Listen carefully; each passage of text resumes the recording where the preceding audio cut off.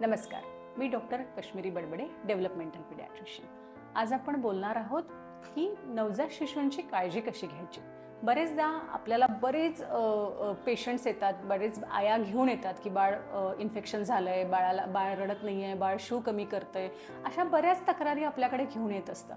तर याची काळजी आपण कसं घेऊ शकतो? तर बाळ जन्माला आल्यानंतर स्वच्छता, हायजीन ज्याला आपण म्हणतो, ती फार महत्त्वाची आहे. त्याचसोबत बाळाची स्किन केअर, तर आपल्याला बाळाला स्वच्छ, त्याची कापडं स्वच्छ असायला पाहिजे, त्याचं वातावरण स्वच्छ असायला पाहिजे, आईची पांघरुणं स्वच्छ असायला पाहिजे, बाळाची बाळुती स्वच्छ असायला पाहिजे.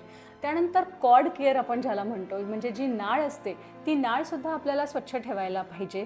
त्याचबरोबर त्याला ब्रेस्ट फिडिंग हे अमृत आहे बाळासाठी.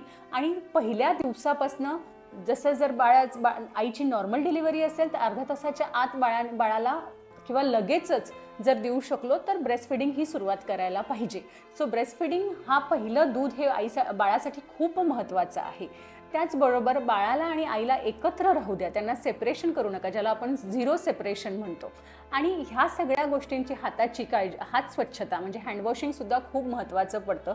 त्याचबरोबर वरचं तुम्ही बरेचदा काहीतरी गुटी घालता किंवा वरचं दूध देता, हे सगळं काही करू नका. फक्त आईचं दूध 2-2 तासांनी बाळाला द्या, आईच्या आहाराची काळजी घ्या.